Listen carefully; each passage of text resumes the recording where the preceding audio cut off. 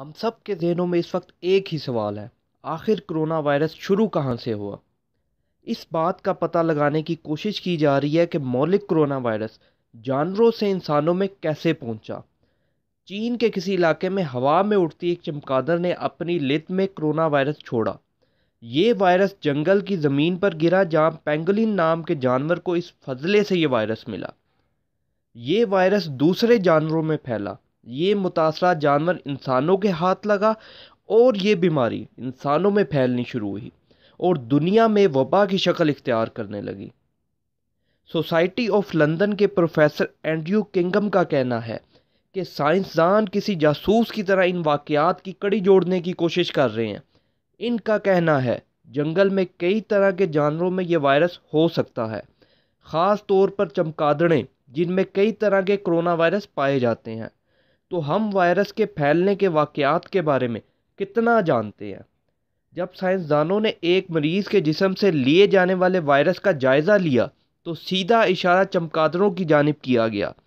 چمگادڑیں لمبی پرواز کرتی ہیں اور ہر بر اعظم میں موجود ہوتی ہیں۔ یہ خود تو زیادہ بیمار نہیں ہوتی، لیکن دور تک اور بڑے پیمانے پر وائرس پھیلانے میں ماہر ہیں۔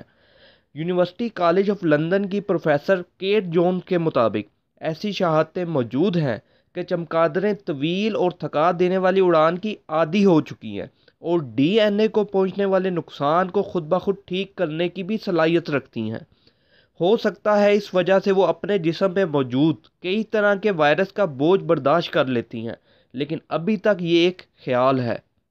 یونیورسٹی آف نوٹنگہم کے پروفیسر جوناتhan بال کا کہنا ہے کہ چمگادڑوں کی طرز زندگی کو دیکھا جائے تو اس میں کوئی شک نہیں کہ ان میں وائرس پنپتے ہیں، اور چونکہ وہ دودھ پلانے والے جانور ہیں اس لیے وہ براہ راست یا بلا واسطہ طور پر یہ وائرس انسانوں میں بھی منتقل کر سکتے ہیں۔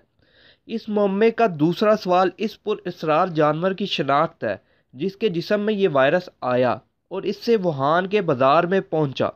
اس سلسلے میں پینگولین نام کے جانور پر شبہ ظاہر کیا جا رہا ہے۔ چونٹیوں اور دیگر کیڑے مکوڑوں کو کھانے والا یہ جانور دنیا میں سب سے زیادہ سمگل ہونے والا جانور کہا جاتا ہے اور معدومیت کا شکار ہے۔ چین کی روایتی ادویات میں اس کا استعمال کیا جاتا ہے اور کچھ لوگ اسے نفیس خوراک کے طور پر دیکھتے ہیں، تاہم ماہرین کا کہنا ہے کہ کسی بھی طرح کے نتیجے پر نہ پہنچا جائے کیونکہ پینگولین سے متعلق جائزے کی مکمل تفصیل ابھی جاری نہیں کی گئی ہے، جس سے تمام اطلاعات کی تصدیق نہیں کی جا سکتی۔ پینگولین اور دیگر جنگلی حیات جن میں کئی طرح کی چمگادڑیں بھی شامل ہیں اکثر گیلے بازاروں میں فروخت کی جاتی ہیں، ایسے بازار جہاں زندہ جانوروں کو پانی میں رکھا جاتا ہے جس سے ایک سے دوسرے جانور میں وائرس پھیلنے کا خدشہ زیادہ ہوتا ہے۔ تو ایسے بازاروں میں ہی جانوروں اور انسانوں میں وائرس پھیلنے کے امکانات زیادہ ہیں۔ ووہان میں ایک ایسے ہی بازار کو وبا پھیلنے کے بعد بند کر دیا گیا جس میں جنگلی جانوروں کا ایک سیکشن بھی تھا جہاں زندہ اور ذبح شدہ جانوروں کو فروخت کیا جا رہا تھا۔ ان میں اونٹ، ریچھ اور دیگر جانوروں کے اعضاء فروخت ہو رہے تھے۔ روزنامہ گارڈین کے مطابق ایک دکان پر فروخت ہونے والی فہرست میں بھیڑیے کے بچے، سنہری ٹڈے، بچھو، چوہے، کچھوے اور مگرمچھ کا گوشت شامل تھا۔ جہاں تک ہمیں معلوم ہے چمگادڑیں اور پینگولین اس فہرست میں شامل نہیں تھے۔ چینی حکام کو اس بات کی اطلاع ہوگی کہ وہاں کیا کچھ فروخت ہو رہا تھا۔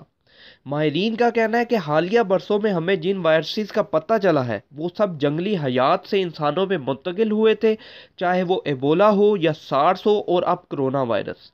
پروفیسر جونز کا کہنا ہے کہ جنگلی حیات سے متعدی امراض پھیلنے کے واقعات میں اضافہ ہو رہا ہے اور انسانی آبادی نئے وائرس کی زد میں آ رہی ہے۔ انسان جنگلات پر قبضہ کر رہا ہے، جنگلات کی زمین استعمال کی جا رہی ہے جو جنگلی حیات سے منتقل ہونے والے وائرس پھیلنے کی وجہ ہو سکتی ہے۔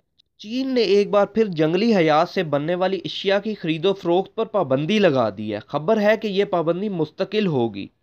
ایسٹ انگلیا یونیورسٹی کی پروفیسر ڈیانا بیل کا کہنا ہے کہ شاید ہمیں یہ کبھی معلوم نہ ہو سکے کہ انسانوں کی جان لینے والی یہ بیماری کب، کہاں اور کیسے وجود میں آئی، لیکن ہم اگلے طوفان کو آنے سے روک سکتے ہیں۔